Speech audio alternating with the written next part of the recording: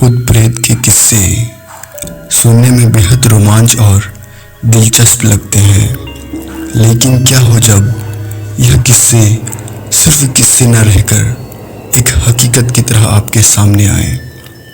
आज की युवा पीढ़ी भूत और प्रेतों पर भरोसा विश्वास नहीं करती, न ही इनसे डरती है। आज मैं जो आपको एक कहानी बताने वाला हूँ, यह कहानी एक सच्ची घटना पर आधारित है। भूतिया स्थान की एक सच्ची घटना, जिसके बारे में कहा जाता है कि इसका निर्माण स्वयं आत्माओं ने किया था। जोधपुर में राजस्थान राज्य में स्थित बावड़ियों के एक किस्से स्थानीय लोगों में बहुत मशहूर हैं। यहाँ पानी की कई बावड़ियाँ हैं, जिससे एक के बारे में यह कहा जाता है कि यह कुआं बहुत ही डरावनी और एक ऐतिहासिक जगह की तरह है।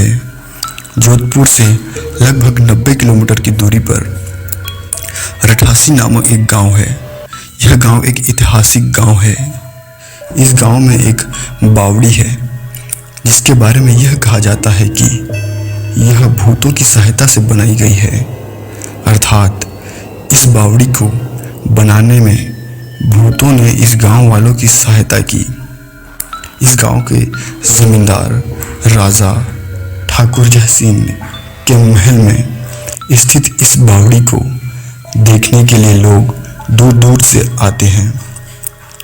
एक बार ठाकुर जय सिंह अपने घोड़े पर सवार होकर रठासी गांव की ओर जा रहे थे। तब रास्ते में ठाकुर साहब के घोड़े ने उनके साथ साथ चलने वाले सेवकों से छूट गई और इतने में ही रात होने वाली थी। धीरे धीरे रात हो गई। राजा का घोड़ा काफ़ी थक चुका था और उसे बहुत प्यास लग रही थी। रास्ते में एक तालाब, जो बहुत ही डरावना और सुनसान जगह पर थी, तालाब को देखकर ठाकुर जय सिंह अपने घोड़े को पानी पिलाने के लिए ले गए। आधी रात का समय था। आधी रात के समय दिखाई दी राजा को एक डरावनी आकृति दिखाई दी, जिससे धीरे धीरे इंसान का रूप ले लिया। राजा उसे देखकर डर गया। उस प्रेत ने राजा को कहा कि उसे प्यास लगी है, लेकिन सांप के कारण वह कुएं के पानी को छू नहीं सकता और पी नहीं सकता। उस प्रेत को डरते डरते राजा ने पानी पिलाया। राजा की दयालुता देखकर प्रेत ने उसे कहा कि वह जो भी मांगेगा उसे पूरा कर देगा।